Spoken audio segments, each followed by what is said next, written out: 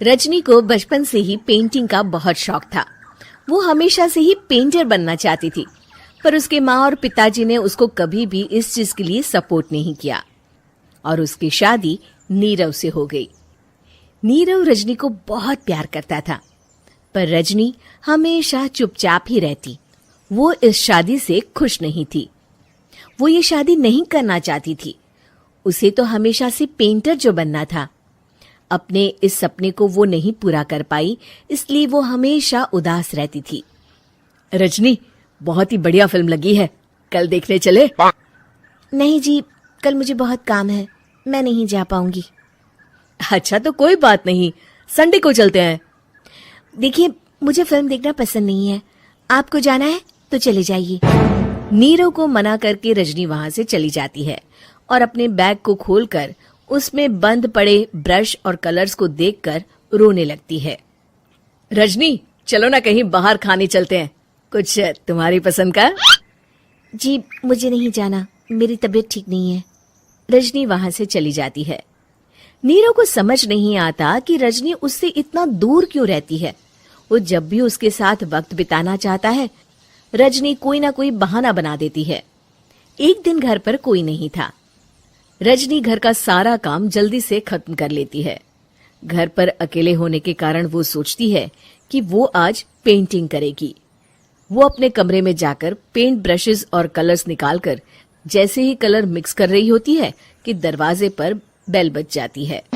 अब कौन आ गया इस वक्त? इतनी मुश्किल से तो मुझे पेंट करने का मौका मिला है।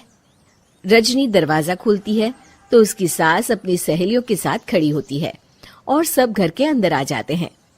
अरे बहू, सबको शरबत बनाकर पिला दे, बाहर तो बड़ी गर्मी है। उफ। जी। रजनी पेंट ना कर पाने से उदास हो जाती है। उसे गुस्सा भी आ रहा होता है कि उसने इस शादी के लिए हाँ क्यों कह दी। वो रसोई में जा रही होती है कि उसकी सास उसे रोकती है। बहू, सबके खाने का भी इंतजाम कर लेना, आज का लंच तो ये सब यहीं करेगी। हाँ। रजनी बिना कुछ कहे रसोई में चली जाती है। सबके लिए खाना बनाती है। सब खाना खाते हैं और रजनी घड़ी देखती है कि ये सब कब जाएंगे ताकि वो अपनी पेंटिंग कर सके। जब शाम होती है तब सब चले जाते हैं अपने घर। अरे बहू, सब तेरे खाने की तो बहुत तारीफ कर रहे थे, सबको बहुत अच्छा लगा खाना। आपको मुझे सुबह बताना चाहिए था ना कि आपकी सहेलियां आ रही हैं।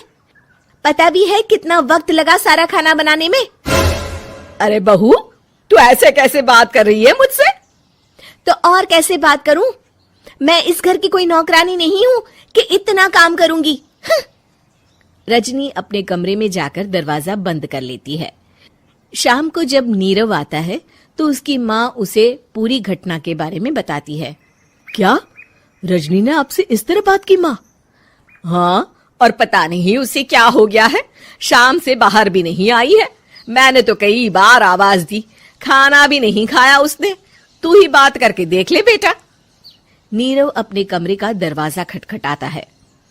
रजनी, दरवाजा खोलो, मैं हूं। रजनी दरवाजा खोलती है और फिर वापस जाकर अपने बिस्तर पर लेट जाती है। रजनी, माँ से बात करने का ये क्या तरीका है? मैंने कोई गलत बात नहीं की है। अरे तुम क्यों ऐसे बर्ताव कर रही हो सबके साथ? क्या तुम इस शादी से खुश नहीं हो? रजनी कुछ नहीं बोलती। अरे बताओ मुझे रजनी, क्या ये शादी तुम्हारी मर्जी के खिलाफ हुई है? हाँ, मैं ये शादी कभी नहीं करना चाहती थी। तुमसे क्या, मैं किसी से भी शादी नहीं करना चाहती थी। रजनी रोने लगती है। चुप हो जाओ रजनी, बताओ मुझे, तुम क्यों नहीं करना चाहती थी शादी? रजनी बेड के नीचे से अपने पेंटिंग्स, कलर्स, ब्रश, पेपर्स निकालती है। इतने में उसकी सास भी कमरे में आ जाती है। ये देख रहे हो, ये थे मेरे सपने। मैं पेंटर बनना चाहती थी, पर माँ पापा ने कभी सपोर्ट नहीं किया और मेरी शादी करवा दी। मेरे सारे सपने टूट गए। हर वक्त बस गुस्सा आता रहता है मुझे।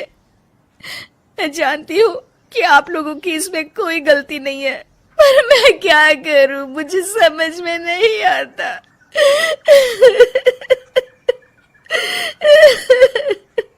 रजनी फूट फूट कर रोने लगती है। मुझे माफ कर दीजिए, आप दोनों के साथ मैं बहुत बुरा बर्ताव कर रही हूँ।